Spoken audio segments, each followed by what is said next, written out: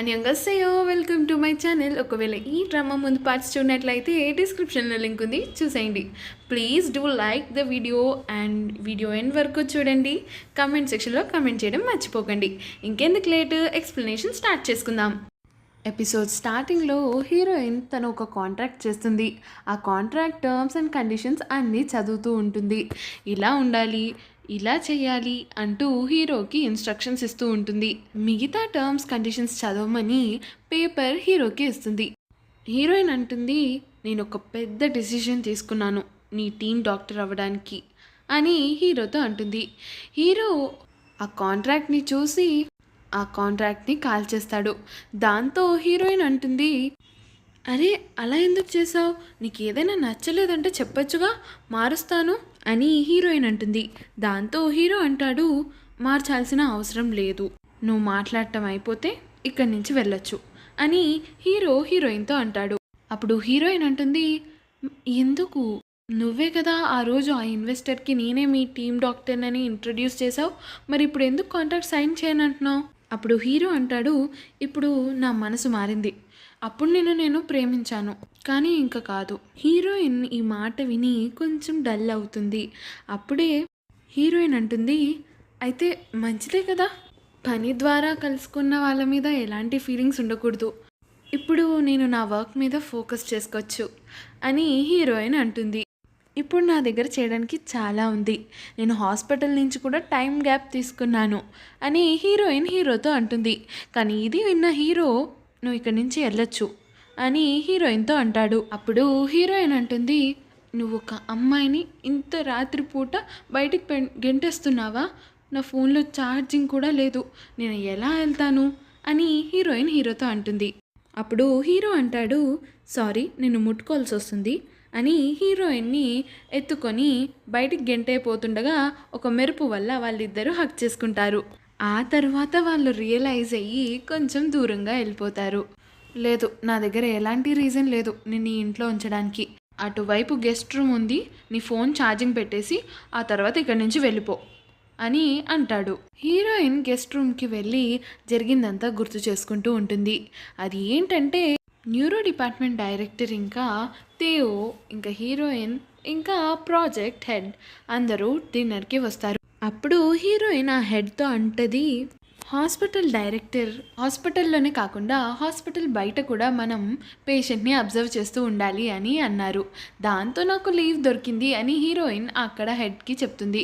ఇదంతా విన్న డైరెక్టర్ ఇంకా తేయోకి చాలా కోపం వస్తుంది.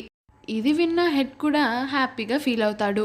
ఆ తర్వాత హీరోయిన్ ఇండైరెక్ట్గా న్యూరో డిపార్ట్మెంట్ హెడ్కి తేయోకి వార్నింగ్ ఇస్తుంది, నా పేషెంట్ జోలికి ఎవరైనా వస్తే బాగోదు అని.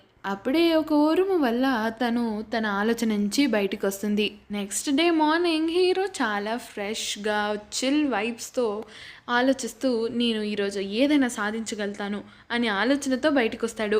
బయటకు వచ్చి చూడగానే మన హీరో షాక్ అవుతాడు. ఉన్న హీరోయిన్ని చూసి, ఇదంతా ఏంటి, నిన్ను ఇంట్లోంచి వెళ్ళిపోమన్నాను కదా, నువ్వు వెళ్ళిపోయావు అనుకున్నాను నేను అని హీరోయిన్తో అంటాడు. అప్పుడు హీరోయిన్ అంటుంది, ఇది నా నిజ స్వరూపం, నేను నా ఇంట్లో ఇలానే ఉంటాను, ఎక్సెప్ట్ నా వర్క్ ప్లేస్లో తప్పితే ఎప్పుడూ ఇలాగే ఉంటాను అని హీరోయిన్ హీరోతో అంటుంది. అప్పుడు హీరో అంటాడు, నువ్వు ఇదంతా ఎందుకు చేస్తున్నావు, అసలు నీ ఇంటెన్షన్ ఏంటి? అప్పుడు హీరోయిన్ తన మనసులోనే అనుకుంటుంది, ఎందుకంటే నువ్వు నా పేషెంట్ కాబట్టి అని అనుకుంటుంది, కానీ బయటకు చెప్పదు. అప్పుడే హీరోకి ఒక కాల్ వస్తుంది.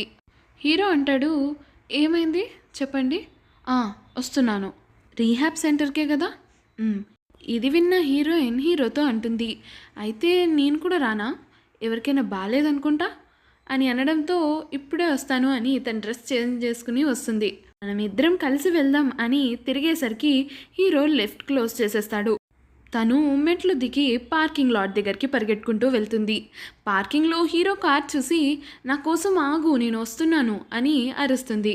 హీరోయిన్ కార్ గ్లాస్ని నాక్ చేస్తుంది. హీరో గ్లాస్ ఓపెన్ చేసి హీరోయిన్ చెప్పేది వింటాడు.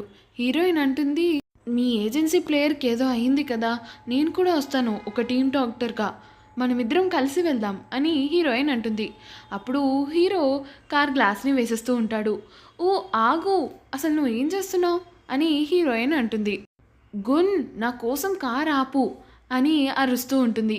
కానీ మన హీరో కార్ ఆపకుండా అక్కడి నుంచి వెళ్ళిపోతాడు. ఇదంతా చూస్తున్న హీరోయిన్ చాలా కోపం వచ్చి గున్ అని గట్టిగా అరుస్తుంది. మరోవైపు యాన్ ఇంటికి వస్తుంది. అక్కడ హీరోయిన్ వాళ్ళ మదర్ని యోగా చేస్తూ చూస్తుంది. ఇది చూసిన యాన్, ఇంత మార్నింగ్ మార్నింగ్ మీరు బయట ఉన్నారంటే హీరోయిన్ కోసం వెయిట్ చేస్తున్నారు కదూ అని యాన్ అంటుంది. అప్పుడు హీరోయిన్ మదర్ అంటుంది, అయితే నువ్వు తనని చూసి జెలస్ ఫీల్ అవుతున్నావా అంటే, అవును, నిజంగా ఎంత బాగుందో, ఒక అమ్మ తన కూతురు కోసం వెయిట్ చేస్తుంది, ఇలా నాకు కూడా ఉంటే ఎంత బాగుండో, అయితే నిన్ను కూడా నా కూతురులాగే చూడమంటావా అని అనడంతో యాన్ అవును అంటుంది.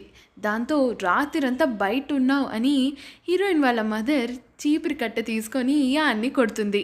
నేను మీ అమ్మకు ఫోన్ చేశాను, తనకి నువ్వు ఇక్కడ ఉన్నావు అన్నట్లు కూడా తెలీదు, నువ్వు నా ఫ్రెండ్ కూతురు అని వదిలేస్తున్నాను, లేదంటేనా. ఏంటి, మీరు మా అమ్మతో మాట్లాడారా అని అంటుంది. మరోవైపు హీరో రీహాబ్ సెంటర్కి వస్తాడు. అక్కడికి వచ్చి రాగానే హీరోయిన్ హీరోకి కనబడుతుంది. ఏంటి, సర్ప్రైజ్ అయ్యావా? నీ కార్ కన్నా నా ట్యాక్సీయే తొందరగా వచ్చింది. సరే, ఒకవేళ నేను కానీ బెట్ ఓడిపోతే నేను ఇక్కడి నుంచి వెళ్ళిపోతాను. అప్పుడు హీరో అంటాడు, ఏంటి బెట్టా? ఒకవేళ ఆ ప్లేయర్కి నేను నచ్చలేదంటే నేను ఇక్కడి నుంచి వెళ్ళిపోతాను, నేను ఎవరిని ఇబ్బంది పెట్టను అని హీరోయిన్ హీరోతో అంటుంది.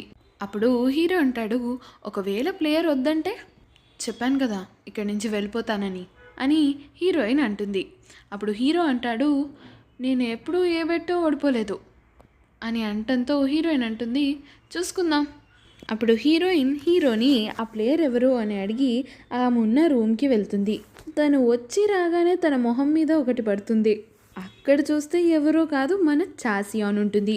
తను చాలా గట్టిగా ఏడుస్తుంది. ఇక్కడి నుంచి వెళ్ళిపోమని డాక్టర్ని కూడా పంపించేస్తుంది. అప్పుడే మన హీరోయిన్ వచ్చి, నేను నీకు హెల్ప్ చేయడానికి ఇక్కడికి వచ్చాను అని అంటుంది. మరోవైపు హీరో చాసియాన్ వాళ్ళ మదర్తో మాట్లాడుతూ ఉంటాడు.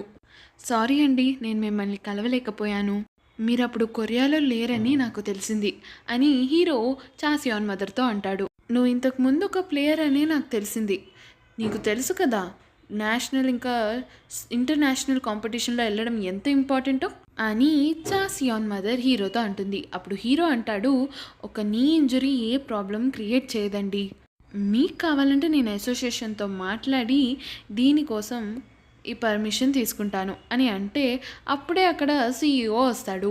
నేను తనకి అన్ని టెస్ట్స్ చేసేసాను అని అంటాడు. మీరేం కంగారు పడకండి, నన్ను నమ్మండి అని చాసియాన్ మదర్తో అంటూ ఉంటాడు. నేను అసోసియేషన్తో మాట్లాడతాను కదా అని CEO అంటాడు. మీ పర్మిషన్ లేకుండా కాంట్రాక్ట్ సైన్ చేయడం వల్ల అది చెల్లదు కదా అని CEO అంటాడు. దాంతో చాసియాన్ వాళ్ళ మదర్ అక్కడి నుంచి వెళ్ళిపోతుంది. మరోవైపు హీరోయిన్ చాసియాన్ని అడుగుతుంది, నువ్వు చెప్పగలుగుతావా ఎందుకు నువ్వు ఇలా ఏడుస్తున్నావని? అప్పుడు చాసియాన్ చాలా ఫాస్ట్గా తను గేమ్లో మిస్ చేసిన షార్ట్స్ అన్నీ, తన హిస్టరీ, తన లవ్ గేమ్ని తను బ్రేక్ చేసిందని, ఇంకా తను నేషనల్ కాంపిటీషన్లో సెలెక్ట్ అవ్వలేదని ఫాస్ట్గా చెప్పేస్తుంది. ఇదంతా విన్న హీరోయిన్, అయితే నువ్వు నేషనల్ టీంలోకి వెళ్ళలేదని ఫీల్ అవుతున్నావా అని అంటుంది. దాంతో చాసియాన్ అంటుంది, నీకు లవ్ గేమ్ అంటే ఏంటో తెలుసా? మన హీరోయిన్కి అదేంటో తెలియకపోయినా తెలుసు, అంటే మీ బాయ్ ఫ్రెండ్తో నీకు బ్రేకప్ అయిపోయింది కదా. ఇది విన్న చాసియాన్ అంటుంది, నాకు అంత టైం లేదు, మనం రీహాబిటేషన్కి వెళ్ళి మాట్లాడుకుందాం అని అక్కడి నుంచి వెళ్ళిపోతారు. అప్పుడే హీరో ఆ ల్యాబ్ ఓపెన్ చేస్తే అక్కడ ఎవ్వరూ లేనట్టు చూస్తాడు. మరికొంత లోపలికి వెళ్తే అప్పుడు హీరోయిన్, చాసియాన్ మీరు వెళ్ళిపోయారేమో అనుకున్నాను. హీరోయిన్ వేలాడటం చూసి హీరోకి నవ్వొస్తుంది. హీరోయిన్ అంటుంది, మీరు వెళ్ళిపోలేదు కదూ.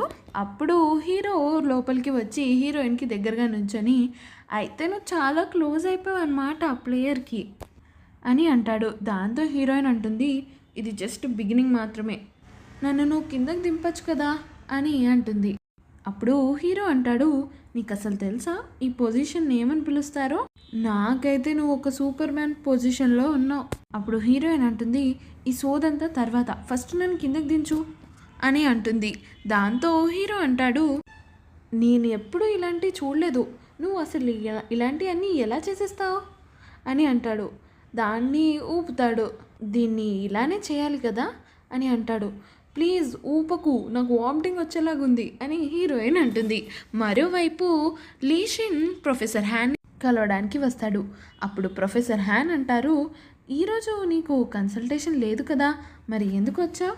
పోన్లే, నువ్వు మీ ఫ్యామిలీని ఇంకా మీ బ్రదర్ని ఒప్పించవచ్చు కదా ఈ హాస్పిటల్లోనే ఉండమని అని అంటారు. దాంతో లీషన్ అంటాడు, ఎవరి మాట వినట్లేదు మా అన్నయ్య. పోన్లే, కనీసం పాత మెమరీస్ అయినా గుర్తు రాలేదు కదా, అది చాలు. మాకు తెలీదు ఈ బ్రెయిన్ సర్క్యూట్స్ మీద ఏ ఎఫెక్ట్ పడుతుందో, ఒక చిన్న మెమరీ కానీ గుర్తొచ్చిందంటే అన్నీ గుర్తొచ్చేస్తాయి అని అనడంతో లీషిన్ కంగారు పడుతూ ఉంటాడు. అయితే అతనికి అన్నీ గుర్తొచ్చేస్తాయా అని అనడంతో ప్రొఫెసర్ హ్యాన్ అంటారు, ఏమో అవ్వచ్చు. అక్కడున్నవన్నీ సర్దుతూ ఉంటాడు లీషిన్. ఏంటి కంగారు పడుతున్నావా అని ప్రొఫెసర్ హ్యాన్ అంటారు. దాంతో లీషిన్ అంటాడు, హీరోయిన్ ఈరోజు హాస్పిటల్కి వచ్చిందా? అప్పుడు ప్రొఫెసర్ హ్యాన్ అంటారు, తను సస్పెన్షన్లో ఉంది, తను చాలా బిజీగా ఉంటుంది. అప్పుడు లీషిన్ అంటాడు, ఎందుకు? మీరు నాకు తన నెంబర్ ఇస్తారా? అప్పుడు ప్రొఫెసర్ హ్యాన్ అంటారు, నీకు తన నెంబర్తో ఏం పని? ఏం లేదు, అలా లంచ్కి కానీ డిన్నర్కి కానీ వెళ్దామని అని లీషిన్ డాక్టర్తో అంటారు. సర్లే కానీ నువ్వు నాతో డిన్నర్ చేస్తావా లేదా లంచ్ చేస్తావా అని ప్రొఫెసర్ లీషిన్ అడగడంతో, లేదు యాక్చువల్లీ నాకు ఒక పని ఉంది, నేను వెళ్ళాలి అని లీషిన్ అక్కడి నుంచి వెళ్ళిపోతాడు. అప్పుడు లీషిన్ బయటికి వచ్చి హాస్పిటల్ బయటికి, ఎందుకు ఈయన ఇలా ప్రవర్తిస్తున్నాడు, నేను ముందే నెంబర్ అడుగుండాల్సింది, నాకు తన నెంబర్ తెలీదు, నాకు తన ఇల్లు తెలుసు కదా, అక్కడికి వెళ్తాను అని లీషిన్ అక్కడి నుంచి వెళ్ళిపోతాడు. మరోవైపు యాన్ ఒక స్టోర్కి వచ్చి తన బీర్ కొనుక్కుందామని అనుకుంటుంది. తన దగ్గర డబ్బులు లేకపోవడంతో అక్కడున్న ఆవిడ ఫ్రీగా ఇచ్చేస్తుంది. యాన్ అందరితో చాలా కలిసిపోయి చాలా హ్యాపీగా ఉండే పర్సన్. సో తనకి అందరూ తెలిసిన వాళ్ళే. అప్పుడే అక్కడికి లీషిన్ వస్తాడు. ఇది చూసిన లీషిన్, పొద్దున్నే ఎలా తాగేస్తావో ఏంటో, నువ్వు ఒక స్టాకర్వా, ఎందుకు నన్ను అలా ఫాలో అవుతావు అని యాన్ ఈ లీషిన్ని అంటుంది. లీషిన్ అంటాడు, ఏమో నాకేం తెలుసు, నువ్వే నన్ను ఫాలో అవుతున్నావేమో అని లీషిన్ అంటాడు. ఆ తర్వాత యాన్ ఇంకా లీషిన్ ఆ షాప్ నుంచి బయటకు వచ్చేసి యాన్ అంటుంది లీషిన్తో, నా బ్రాస్లెట్ మీద ఉన్న అడ్రస్ చూసి నన్ను కలవడానికి వచ్చేసావా?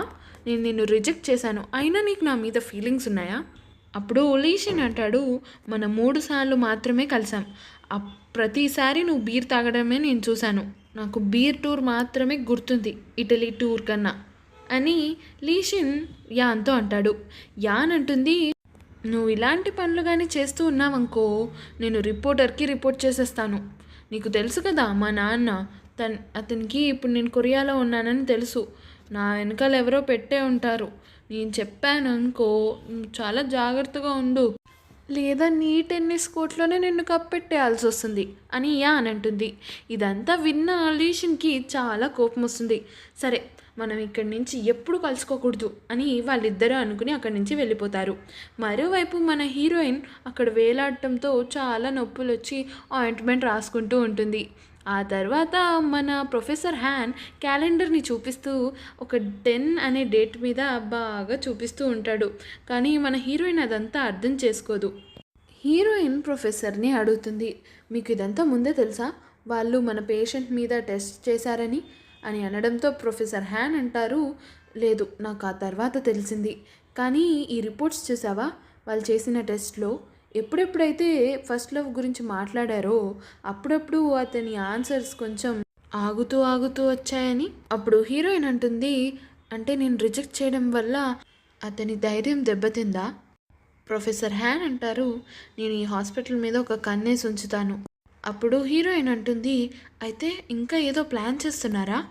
అప్పుడు ప్రొఫెసర్ హ్యాన్ అంటారు, లేదు వాళ్ళంత దూరానికి ఏం పోరు, ఒక కొత్త సర్జికల్ మెథడ్ పెడతారు క్లినికల్ కన్నా, కానీ మనకెలా తెలుస్తుంది న్యూరో డిపార్ట్మెంట్ వాళ్ళు ఏం ఎక్స్పెరిమెంట్స్ చేస్తున్నారో అని. అప్పుడు హీరోయిన్ అంటుంది, నేను ఎలాగైనా నా పేషెంట్ని నేను కాపాడుకుంటాను. అయితే హీరోయిన్, అయ్యో టైం చాలా తొందరగా అయిపోయింది, నేను మిమ్మల్ని ఒకటి అడగాలి, మీరు ఈరోజు ఖాళీగానే ఉన్నారా అని అనడంతో ప్రొఫెసర్ హ్యాన్ చాలా సంతోషంగా ఖాళీగా ఉన్నాను, ఎందుకు లేను, నాకు వైఫ్ లేరు, పిల్లలు లేరు, చాలా ఖాళీగా ఉన్నాను, చెప్పండి అని అనడంతో హీరోయిన్ అంటుంది, అయితే మీరు ప్లేయర్స్కి కౌన్సిలింగ్ ఎలా చేయాలో చెప్తారా అని అనడంతో మన ప్రొఫెసర్ హ్యాన్కి చాలా కోపం వచ్చి అక్కడున్న బుక్స్ని చూపించి ఇగోండి ఇవి చదువుకోండి అయిపోతుంది అని అంటారు. ఆ తర్వాత రూమ్లోంచి బయటికి వచ్చేస్తారు. ఆ తర్వాత అక్కడ నర్స్ వాళ్ళందరినీ మనీ కలెక్ట్ చేయడం చూసి అయితే మీరు మనీ కలెక్ట్ చేస్తున్నారా, దేనికి అని అంటారు. అప్పుడు ఆ నర్స్ అంటుంది, హాస్పిటల్ ఫండింగ్స్ కోసం చేస్తున్నాము అని అనడంతో ప్రొఫెసర్ హ్యాన్ చాలా ఫీల్ అయిపోయి అక్కడి నుంచి మీ పని మీరు చేసుకోండి అని అక్కడి నుంచి వెళ్ళిపోతూ నా బర్త్డే అని ఎవరికీ గుర్తులేదు ఈ హాస్పిటల్లో అని అంటూ బాధపడుతూ అక్కడి నుంచి వెళ్ళిపోతారు. అప్పుడే హీరోయిన్ కూడా రూమ్ నుంచి బయటకు వచ్చి అక్కడున్న నర్స్ సాంగ్ని అడుగుతుంది, ఫోన్ ఛార్జర్ ఉంటే ఇస్తారా అని అనడంతో అప్పుడే అక్కడికి తేవో కూడా వస్తాడు. లేదు నా దగ్గర అని నర్స్ అంటుంది. దాంతో తేవోని అడుగుతుంది నర్స్ ఛార్జర్. అప్పుడు మన హీరోయిన్ అంటుంది, ఏం అవసరం లేదు అని అక్కడి నుంచి వెళ్ళిపోతుంది. మరోవైపు హీరో వాళ్ళ ఇంట్లో వాళ్ళందరూ కూర్చొని డిన్నర్ చేస్తూ ఉంటారు. అప్పుడు హీరో ఫాదర్ లీషిన్ని అంటారు, నువ్వు ఎక్కువ వెయిట్ పెంచుకోకు, నువ్వు అథ్లెటిక్స్ విలేజ్కి వెళ్ళాలి కదా, నీకు మర్చిపోయావా నువ్వు వెయిట్ మెయింటైన్ చేయాలని, నేను ఏజెన్సీని కలిసి మాట్లాడతానులే అని చెప్పి డిస్కషన్ని క్లోజ్ చేసేస్తారు.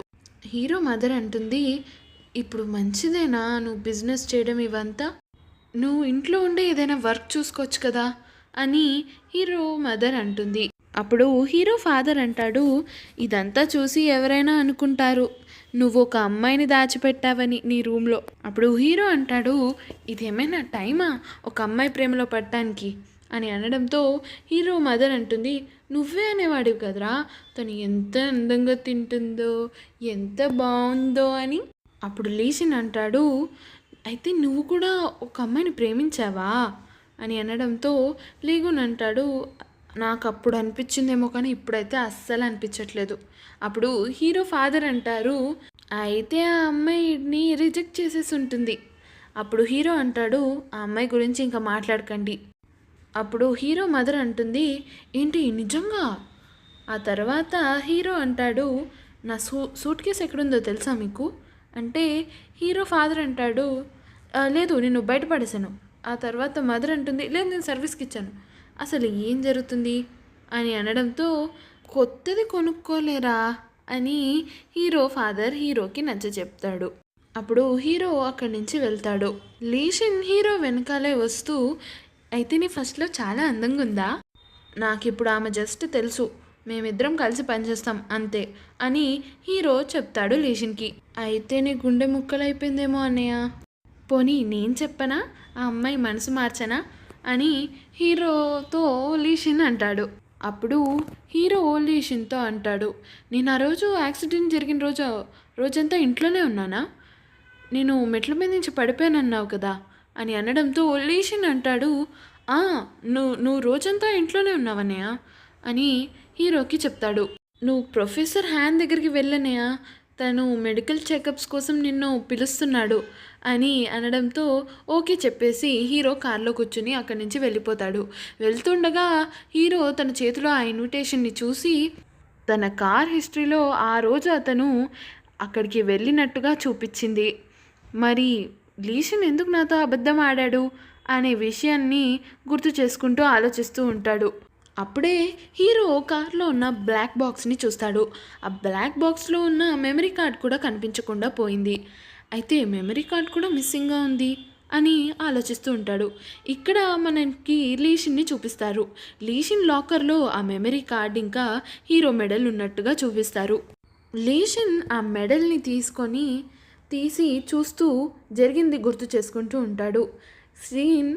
సీన్ ఇక్కడికి కట్ అయ్యి యాక్సిడెంట్ జరిగిన రోజు చూపిస్తారు. ఆ రోజు హీరోని బయటికి లాగి వాటర్లోంచి లీషిన్ హీరోని కాపాడటానికి ప్రయత్నిస్తాడు. అప్పుడే అక్కడికి పోలీసులు రావడం చూస్తాడు. హీరో చేతిలో ఉన్న మెడల్ని లీషిన్ తీసుకుంటాడు. మరి హీరో జరిగిందంతా తెలుసుకుంటారంటారా? మీకేమనిపిస్తుందో కమెంట్ సెక్షన్లో కమెంట్ చేయండి. మీకు ఎపిసోడ్ ఎలా అనిపించిందో కూడా కమెంట్ సెక్షన్లో కమెంట్ చేయండి. Please like and thanks for watching.